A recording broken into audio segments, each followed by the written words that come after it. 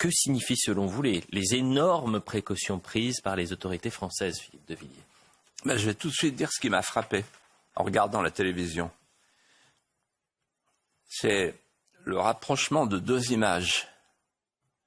Le Bataclan, il y a 9 ans, c'est l'anniversaire. Et le Stade de France, aujourd'hui.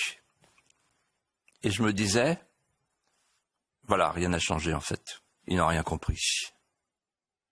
Tout le monde se tait, tout le monde tourne autour, mais personne ne veut rien dire. Or, il y a un lien entre les deux. Il ne s'est rien passé. On a fait des marches blanches, on a mis des cierges, mais surtout on ne dit rien. Et donc cette phrase de Camus est tellement connue que j'ai scrupule à la citer, mais quand même, elle dit tout. Ne pas nommer les choses, c'est ajouter au malheur du monde. Alors, question. Comment doit-on nommer les agresseurs ? Selon LFI, on dit des justiciers qui répondent à des provocateurs. Pour Amsterdam, vous voulez ? C'est ce qu'on a dit. C'est ce qu'ils ont dit. Ensuite, des hooligans, comme on dit en Angleterre. Ensuite, des jeunes venus des quartiers populaires, comme on dit à Sciences Po.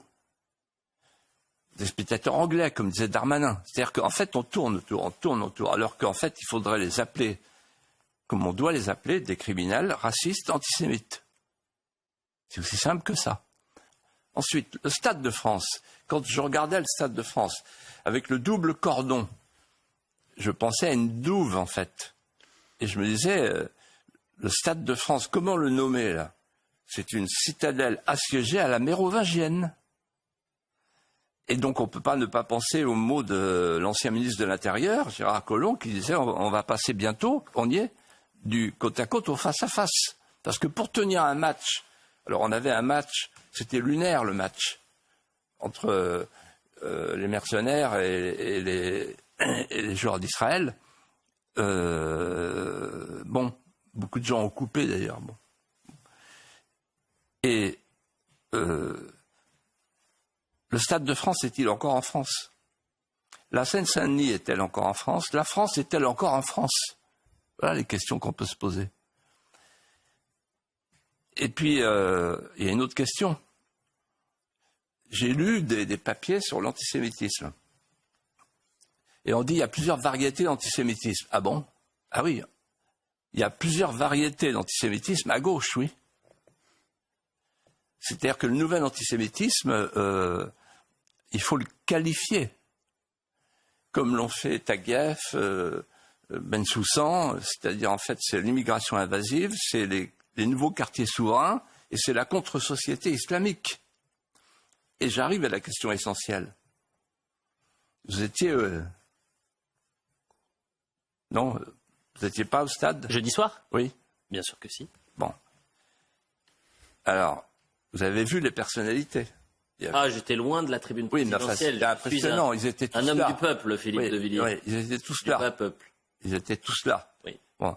Et moi, je me suis dit la chose suivante. Ces gens-là, ces personnalités, il n'y a pas longtemps, au mois de juin, ils échangeaient le poivre et le sel avec LFI. Ils se sont alliés pour gagner les élections, pour faire barrage. Ils ont fait le Front républicain. Et voilà qu'en fait, ils ont accompagné dans les urnes ce qu'ils dénoncent aujourd'hui dans un stade. Alors, il y a une expression à la buvette où vous êtes allé, que vous n'utiliserez pas, mais moi, que j'ai entendu de loin. Allez-y. Faux cul.